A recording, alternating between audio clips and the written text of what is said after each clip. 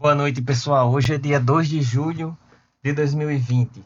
Esse é o último vídeo onde eu faço essa construção do conceito de parâmetros. Então, o conceito na inferência estatística, né? Da parte 4 do vídeo 4 que eu venho trabalhando já na inferência estatística. E aí, no último vídeo, a gente falou das distribuições de probabilidades e como os parâmetros influenciam na forma, né? Aqueles parâmetros de escala, de forma, de posição. Então, vamos lá. Eu agora quero mostrar, culminando com isso, né? Como é que seria o caso de populações. Vocês, alguns já devem ter assistido, outros não, um vídeo meu sobre o que é importante, conceitos fundamentais, o que é importante aprender no curso de estatística básica, o que é que a gente vai aprender. Então, lá eu falo que parâmetros são ou números representativos da população ou comportamentos, né? Lá eu falo também, e aí eu repito aqui, que a estatística básica vai nos ensinar que a gente tem que chegar em métodos, né? Nosso objetivo é chegar a métodos que respondam perguntas sobre a população. Essa população possui números. Por exemplo, aí eu falo a população dos eleitores do Brasil, 147 milhões de eleitores, tá? Se você pegar o quanto cada um ganha por mês, aí você tira a média, você tem a média da população, a renda média da população. A gente representa esse número da população média com essa letra grega mi. Você pode tirar o desvio padrão das rendas, né, dos eleitores. Aí você vai ter o sigma, o coeficiente de assimetria da população, o gama, e o kappa como coeficiente de kurtose. Então, as letras gregas geralmente são utilizadas para representar os parâmetros, entendidos como os números representativos da população. Quando a gente fala em parâmetros, você já tem que fazer a ligação com população. Mas na população também a gente quer entender o comportamento. Será que a renda média Desculpa, a renda média não. Agora esqueça a palavra média. A renda dos eleitores seguem um comportamento que pode ser descrito por uma função matemática? Será que a gente consegue calcular a probabilidade da renda estar entre A e B, por exemplo, dois números quaisquer entre R$ 500 e R$ 1.500? Bom, eu consigo se eu conseguir definir uma função matemática que descreva a população. Então, nós temos os números e temos alguma equação, eu descubro, e aí existem métodos na estatística que fazem com que a gente descubra que uma função fx de x, uma função de densidade de probabilidade, pode representar o comportamento da população, tá? Então existem esses dois vieses assim no conceito de parâmetro. Um como um número representativo da população, a média, o desvio padrão, coeficiente de simetria, coeficiente de kurtose, uma proporção, eu não coloquei aí, mas proporção é usada, por exemplo, em pesquisa eleitoral. E existe um comportamento, certo? Mas você vai me perguntar, a gente não usa essas letras gregas nas funções matemáticas também? Sim. Por quê? Porque a partir do momento que eu sei que uma função matemática representa a minha população, o valor esperado daquela distribuição, né, a gente representa pelas mesmas letras gregas que usamos para representar esses números. O mi vai ser o valor esperado, tá? E o sigma, ou sigma 2, vai ser igual à variância, tá? Daquela distribuição de probabilidade. As mesmas letras, né? O valor esperado e a variância, as mesmas letras são utilizadas aqui.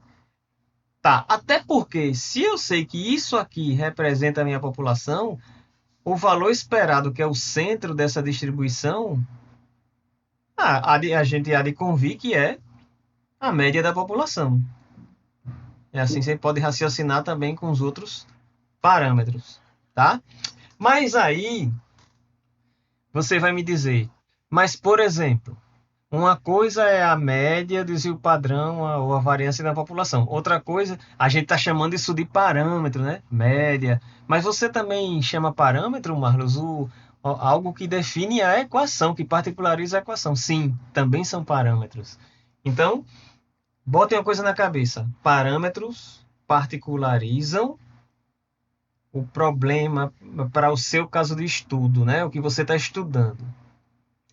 Quando você está calculando média, desvio padrão da população, como a população de eleitores, você está particularizando, está pegando uma amostra, calcular a média dentro daquela amostra, aí é uma estimativa da média da população, você está tentando particularizar esses números para a tua população.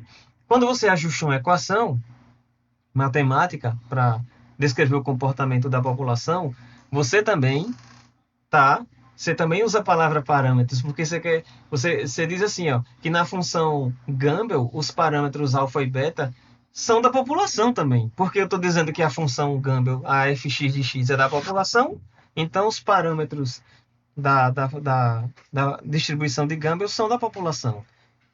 Tá? E aí, vocês vão lembrar que no vídeo, na parte 2 ou 3, agora está me fugindo da memória, eu acho que é a parte 2, né? Eu falo lá de modelos hidrológicos, de bacia hidrográfica, eu digo que existem modelos matemáticos computacionais que representam aquele sistema natural, e eu falei lá no final do vídeo que às vezes a gente confunde o parâmetro do modelo, que é um conjunto de equação matemática, como se ele já fosse, a gente já disse que ele é da bacia hidrográfica.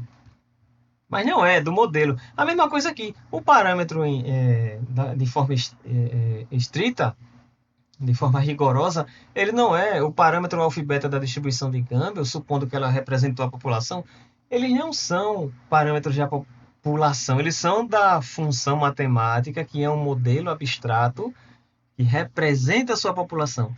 Mas nós acabamos fazendo essa confusão natural, nada demais, nada, né, para engenharia, então não tem problema você dizer que o alfa e beta são da população, né? Não precisa também ser tão rigoroso. Ah, não, é da equação, não é da população. No final das contas, tudo que for da população a gente vai representar por letras gregas e a gente vai tentar descobrir tomando a amostra. Tá? E aí na amostra, os valores correspondentes são chamados de estatísticas. Tá? Vamos lá. Se você então, aí continuemos com a distribuição de probabilidades. Se você descobre que um determinado modelo matemático representa a tua população, ou seja, ele particulariza aquela família de equações para a sua população, a gente diz que a população segue aquela distribuição. Aqui está a nomenclatura geral. A gente diz que x segue uma distribuição com parâmetros θ1 até θk, onde k é o número de parâmetros da função matemática que representa a tua população. No vídeo que é a parte 5, né? O vídeo anterior, eu só mostro distribuições que têm um ou dois parâmetros. A exponencial só tem um, a Gumbel tem dois, a normal tem dois, né? A uniforme tem dois, a beta tem dois, mas existem, como é que chama? Distribuições com 3 parâmetros, com 4 parâmetros, certo? Aí, eu vou mostrar um exemplo, tá? Tem um vídeo meu que fala da distribuição de Bernoulli, né? E aí eu uso essa figura aí para estimar o tempo de retorno, o risco da chuva superar tantos milímetros, tá? Eu estou pegando a mesma figura, o mesmo problema. Vamos supor seguinte, essa é uma série de máximas, chuvas máximas diárias no mês de maio. Então, eu peguei, por exemplo, no ano de 1998, no mês de maio. Qual foi o máximo que choveu num dia? 23,8. No ano de 2006, 144. Está aqui, ó. No ano de 2006, teve um dia no mês de maio de 2006 que foi 144. Então, assim, eu peguei 19 anos num ponto aqui em Maceió, né? Então, em cada ano você tem um valor máximo de precipitação num dia no mês de maio, tá? Isso, isso é uma amostra, tá? Isso é uma amostra de tamanho N19, Nzinho, né? N minúsculo. Essa amostra eu vou usar para estimar parâmetros da população.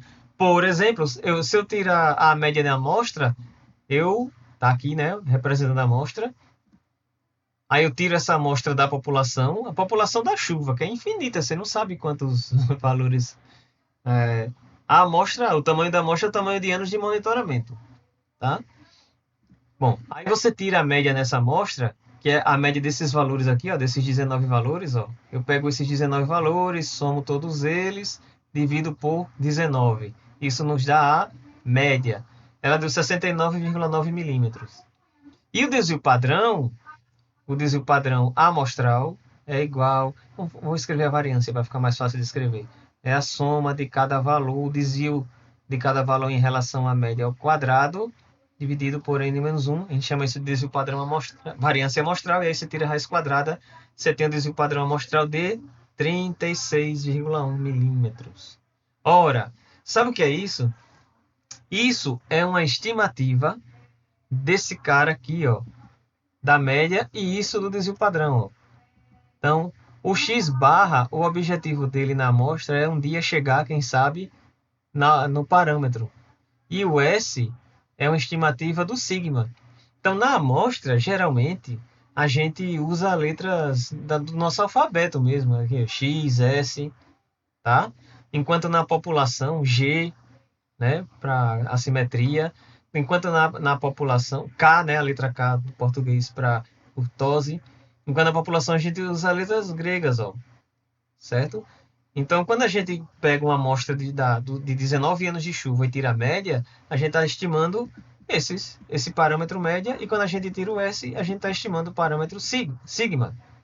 Então, de certa forma, nós estamos tentando estimar, particularizar o nosso problema, que é a chuva máxima no mês de maio, chuva máxima diária no mês de maio, num ponto aqui de Maceió. Tá? Essa é a população, é a chuva máxima diária do mês de maio. Desculpem. Vamos supor que a gente descobriu que a distribuição de Gumbel de máximos, ela serve para representar o comportamento da chuva máxima diária no mês de maio naquele ponto em Maceió. Então, existem métodos, né, estatísticos para evidenciar isso. Eu vou supor que eu já descobri que isso é verdade, e eu vou supor que a gente estimou já o alfa e o beta. Na verdade, a gente representa na estatística, ó, assim como a gente representa na amostra o x barra S para correspondentes ao mi sigma, aqui a gente pode também usar o chapeuzinho na amostra. Quando a gente quer ir para a população, usa a letra grega. Quando a gente quer ir para a amostra, usa a letra do nosso alfabeto, pode botar um chapeuzinho. Então, essas são as estimativas dos parâmetros da distribuição de Gumbel que eu estou afirmando, eu provei, eu evidenciei através dos métodos estatísticos que ela representa bem a população que eu estou estudando, o meu caso de estudo, que isso é a chuva máxima diária no mês de maio em um ponto em Maceió. Aí a gente diz que essa variável aleatória, o x está representando justamente essa chuva diária máxima no mês de maio, num ponto de Maceió, é o x. Ela segue, então essa população segue uma distribuição de Gumbel com parâmetros alfa e beta. Estão entendendo? Então, a gente viu lá que tem a fórmula do valor esperado para a distribuição de Gumbel, tem a fórmula para variância, e elas são função justamente, a variância é função só do alfa, né? É π2 alfa 2 sobre 6, se eu não me engano, tá, gente? Eu posso estar errando aqui. π2 alfa 2 sobre 6, e aqui é beta, eu acho que é menos, 5,722 vezes alfa. Tá? Eu posso estar errando, tá, gente? Depois vocês vão ver lá nos outros vídeos, mas acho que é isso mesmo. A relação entre os parâmetros o valor esperado, o parâmetro da população, né, dessas chuvas, e os parâmetros da função matemática mesmo, digamos. No próximo slide, eu vou continuar, vai ser o último slide, né? Eu vou mostrar isso em forma de função. Ó, então, vamos dizer que eu descobri que a chuva máxima diária do mês de maio, em um ponto de Maceió, segue uma distribuição de Gumbel com parâmetros 28,2 e 53,2. Você vai na literatura, a fórmula de Gumbel é essa. A função de densidade de probabilidade, que no vídeo anterior eu só mostrei os gráficos, né, no Excel. Tá? Aqui não, aqui eu estou mostrando eu usei essas fórmulas no Excel para fazer os gráficos. Aqui é a função de densidade de probabilidade de Gumbel, tá? E aqui é a função acumulada de probabilidade, a FAP. E aqui é FDP, né? Função de densidade de probabilidade. E aqui é a função acumulada de probabilidade. E a gente pode pegar, se você tiver um determinado valor de probabilidade de excedência, você consegue calcular o quantio, né? Qual é o valor de chuva para que a probabilidade de superação seja tanto, tá? Seja tantos por cento. Aí você é o inverso, ó. Essa função aqui, ó, essa função é o inverso dessa, tá? E ela pode ser escrita assim, ou pode ser escrita em função do tempo de retorno, por isso que é x de t ou x de f, tá? Bom, mas desde o primeiro vídeo de parâmetros eu venho dizendo o seguinte. Vamos dizer que alguém peça para você. Qual é a chuva para o tempo de retorno de 50 anos? Ou qual é a chuva que supera a probabilidade de 1/50? Né, cuja probabilidade de superação num ano qualquer é 1/50. Vamos fazer outra pergunta. Qual é a probabilidade, né? A função acumulada é a mesma coisa de fazer isso aqui, né? Aqui no caso é maior ou desculpa, aqui é a de, vamos supor aqui, vamos ver. Aqui é de, eu vou fazer assim, tá, gente? Não vou apagar não para não perder tempo. Qual a probabilidade de x ser menor ou igual a x? É isso aqui. Qual a probabilidade, se alguém perguntar a você, da chuva ser menor ou igual a 125 milímetros? Aí você vai dizer, como é que eu vou calcular? Eu vou colocar o 125 aqui e o resto, né? Porque você tem uma família de equações. Qual é aquela que particulariza para o meu estudo? É aquela cujos parâmetros são 28,2 e 53,2. Então, a gente está voltando aquele primeiro vídeo lá no conceito de parâmetro, quando eu mostrei uma reta. Tá? Uma coisa é você ter f de x igual a x mais b. Outra coisa é você ter f de x igual a 2x mais 1. Opa, aqui é um parâmetro, aqui é outro. Ele particulariza uma coisa que está geral, um modelo, para o meu caso. Então, o parâmetro alfa, que é o 28,2, e o parâmetro beta, com 53,2, eles particularizam esses modelos que estão aqui em cima, né? Esse aqui, essas equações que estão aqui em cima são particularizadas para o meu caso com os valores desse parâmetro. Então, o parâmetro, ele é um valor da população que particulariza o, o, o, o modelo, né, a equação para o meu caso, tá? Eu espero que... E aí, na estatística, existem métodos, existem mais esses parâmetros.